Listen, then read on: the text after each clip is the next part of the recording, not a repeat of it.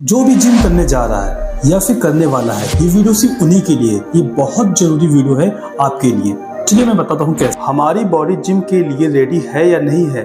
मैं सिर्फ आपको 5 टेस्ट ऐसे बताऊंगा जो जिम ज्वाइन करने से पहले आपको कराना है। ये बहुत ही अफोर्डेबल प्राइस में ये टेस्ट हो जाएंगे।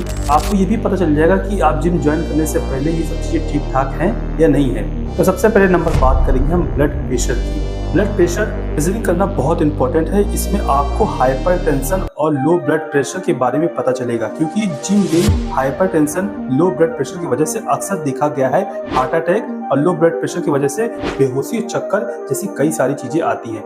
तो आपको ब्लड प्रेशर जरूर मेजरिंग कराना पड़ेगा जिम जाने से पहले। दूसरा आता है आपका सबसे इम्पोर्टेंट जो होता है वो है लिपिड प्रोफाइल। लिपिड प्रोफाइल एक तरह का ब्लड टेस्ट है।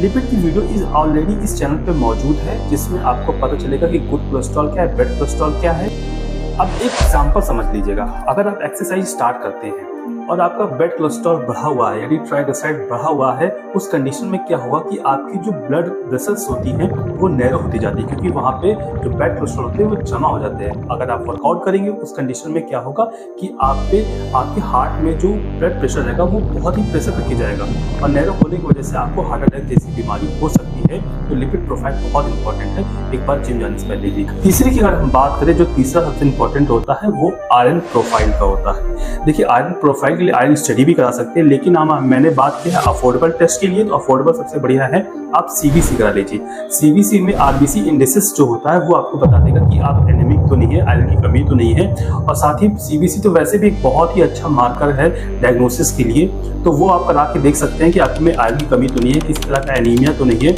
इस कंडीशन में ये देखना जरूरी होता है। चौथे की बात करेंगे विटामिन की, यानी विटामिन जो होते हैं वो बहुत इंपॉर्टेंट होते हैं, हम सब जानते हैं। तो जिसमें vitamin D, vitamin B12. Vitamin D हम जानते हैं कि हमारी जो हड्डी यानी बोन्स के लिए बहुत इंपॉर्टेंट होता है। जब हम वहाँ पे वर्कआउट करेंगे उस कंडीशन में कुछ ऐसी इंजरी ना हो जाए जिसकी वजह से हमारा विटामिन डी लो है और उसकी वजह से कोई इंजरी हो जाए।